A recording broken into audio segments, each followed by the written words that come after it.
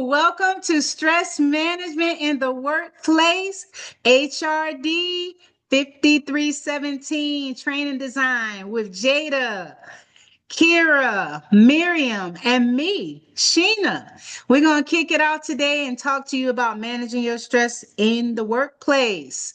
Our table of contents is as follows. We're going to talk about the introduction into workplace stress management. We're going to talk about training objectives, pre-instructional activities, equipment and resources, delivery methods, training-centered activities, instructional games, post-class activities, practice and feedback, testing, got to test it out, summaries, questions, and references.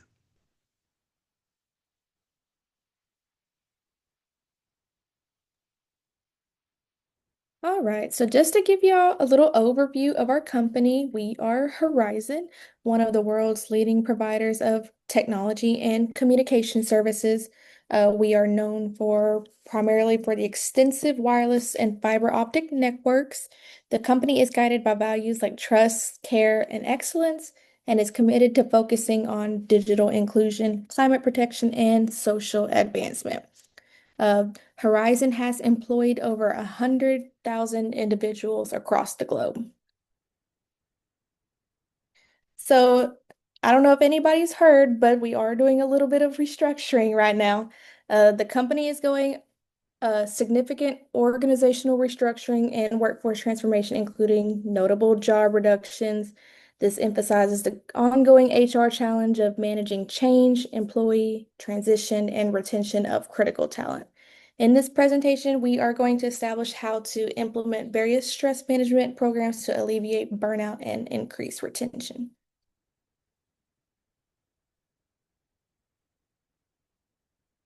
So we have some pre-instructional activities planned. One we came up with is the Identify Your Stressors brainstorm. We are going to have individuals or small groups quickly list their top 3 to 5 work or personal stressors on sticky notes. We're going to collect them and group them on a board and activate prior knowledge and show participants that they are not alone. This will provide the instructor with quick real-world content guide. Another activity we discuss is a stress symptom checklist. We're going to hand out a brief checklist of common physical, emotional, and behavioral symptoms of stress, such as tension, headaches, irritability, difficulty sleeping. We're going to ask participants to check all that apply and then connect the abstract idea of stress symptoms, illustrating the physical toll it takes on them. Lastly, we have a What I Need from You worksheet. So we're going to ask participants to complete these 2 sentences anonymously. So 1, when I'm stressed, I need my colleagues, managers to such and such. When I'm stressed, I need my colleagues, managers not to such and such. So we're going to set a collaborative tone and highlight potential support mechanisms that training can address.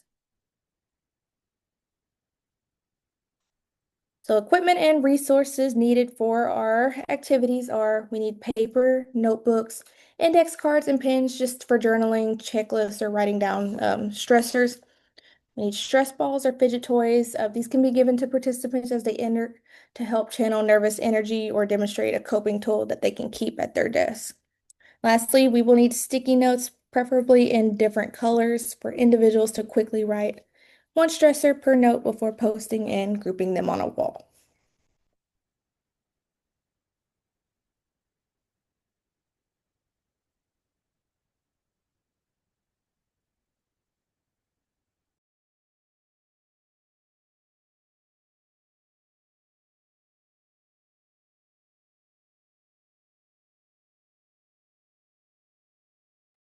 All right, we got delivery methods. Miriam?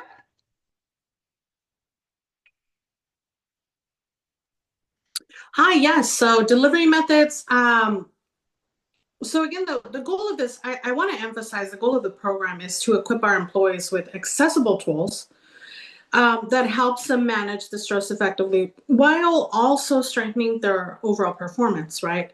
So the delivery method is not just to identify your stressors. It's not just to stress symptom checklist. It's not just what I need from your sheet.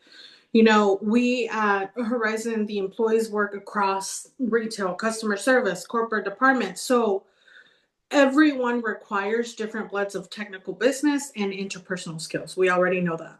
So these demands can create a lot of pressure, and without proper support, the pressures often turn into stress. So identifying the stressors brainstorm provides not just the sticky notes, but participants write one stressor per note, and then they physically walk it up to post them on the wall under grouped categories. Now, I understand that a lot of employees don't really want to be singled out, or they don't necessarily want to be under that stress. So this allows high engagement and kinesthetics learning. It also creates a tangible representation of the group's collective challenges. Now, we don't want to single anyone out. We know that everyone has different stressors. So just so y'all know, it's a group stress. It's for us to relax and know that everyone can feel safe. So the stress symptom checklist is to instruct the participant to keep their checklist next to them. And when you introduce a stress management technique like deep breathing, we ask them to circle one symptom they believe that the technique could help alleviate, right? So for example, if I'm stressed and I know that if I'm counting in 1, 2, 3, 4 release, then I know that's going to help alleviate the situation. Now, what do I need from your sheet? So we want to provide each participant with 2 index cards or 2 half sheets of paper. We want to ask them to write their answer to the first prompt, what they need on one card, and the answer to the second prompt, or what they don't need on the other card, right? So collect the cards. We're going to put them in a box without looking at the submission. And then we want the facilitator or reads to respond aloud, grouping similar comments onto that flip chart under the 2 main headings. Next slide, please.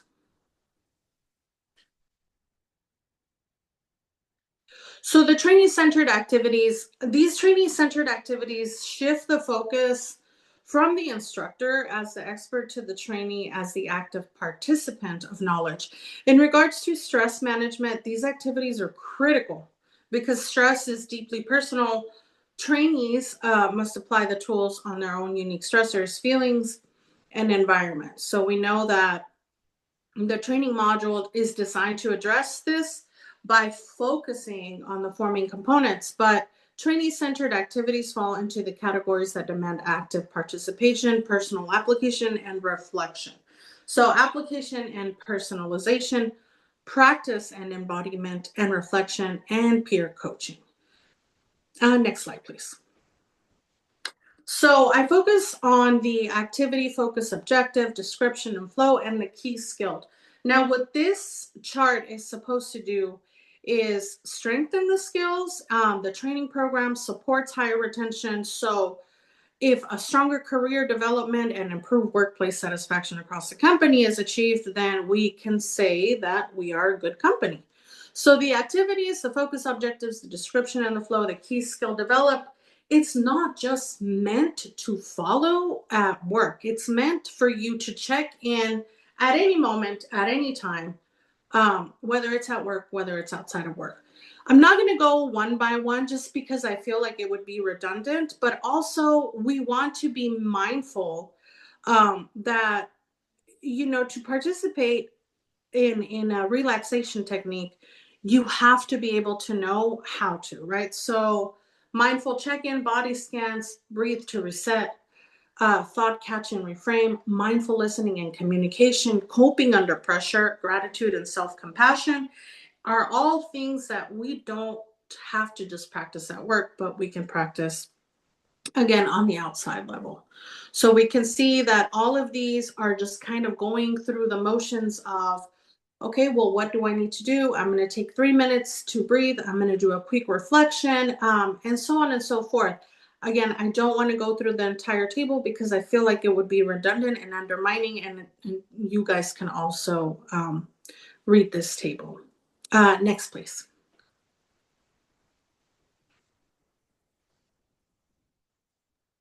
So the post-class activities for MBSR training We wanted to do a daily mindful minute practice. We wanted to do a stress log reflection journal. We also wanted to do a gratitude journal. I know it sounds very kumbaya, gratitude journal, but really it does kind of help you focus on the internal, external factors that are stressing you out. So the guided audio practices also are going to help. The peer or team reflection, the personal wellness plan update, and the quick reflection quiz. Next, please. And so now another one of my teammates will take over for practice and feedback. Yes, for practice and feedback, it includes these listed below. And I'm going to go in more detail and explain these. Everyone, okay.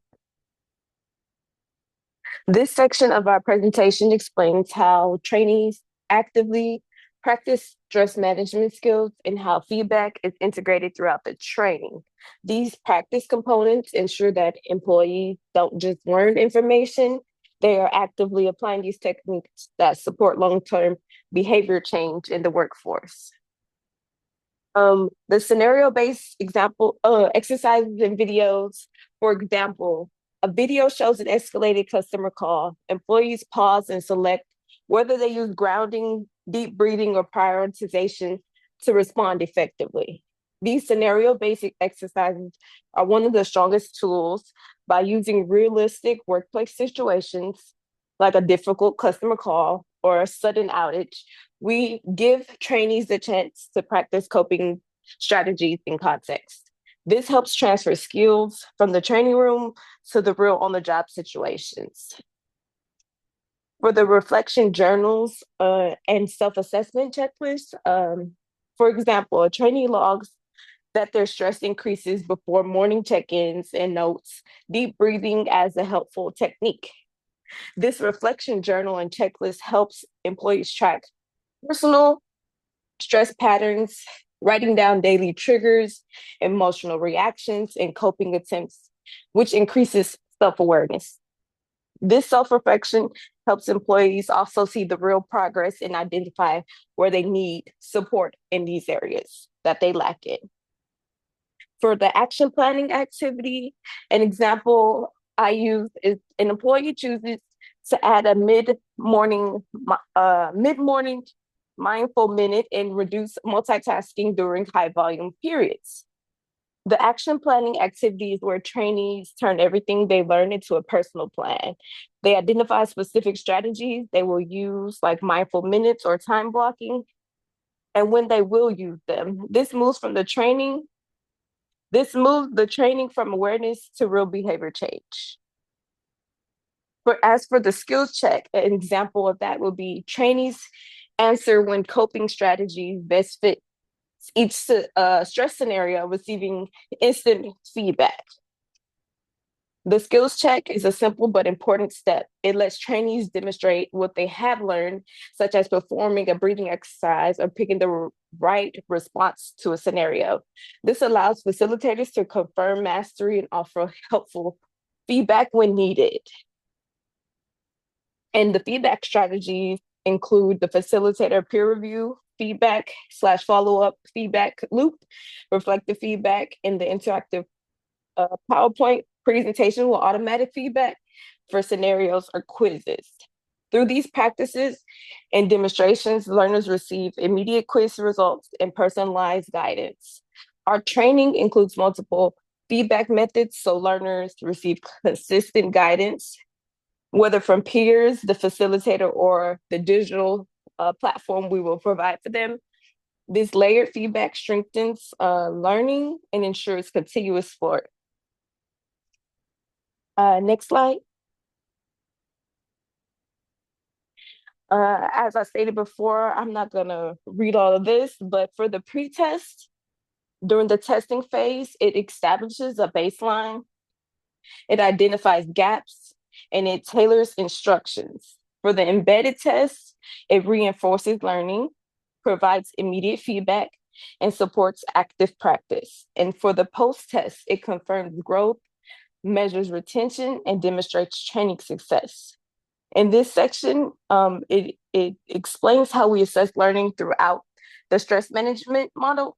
These assessments help us measure what trainees know before, how they engage and apply skills during the module, and what they retain afterwards.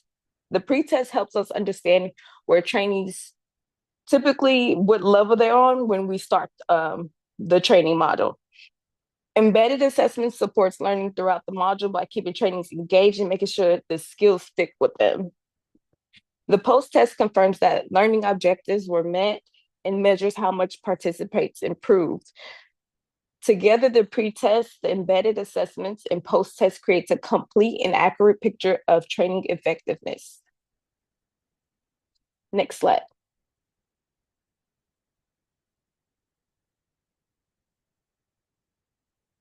And this is where Sheena will take over. Absolutely. I thought that was me. All right. Questions. A lot of this good information has been flowing through today for the class. And obviously, we are going to have some questions. So, when you think about stress management, what type of questions would you ask? Which stress management technique has worked best for you personally? And if it's worked, why? How do you recognize the early signs that you've been becoming stressed? How do you know that you're getting stressed? Is it do your eye twitch or start playing with your hair or pulling your ear or ask for an aspirin or two? I mean, everybody knows that they're getting stressed out. How do you recognize that?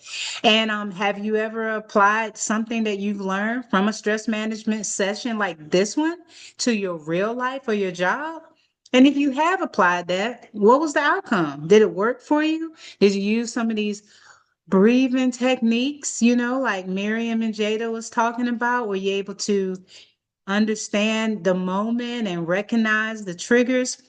Now, how does your environment, whether it's work, home, school, or the community, how do those influence your stress levels and coping strategies? And in what ways can stress be a positive motivator rather than a negative force? When you are stressed out and you're like, you know what?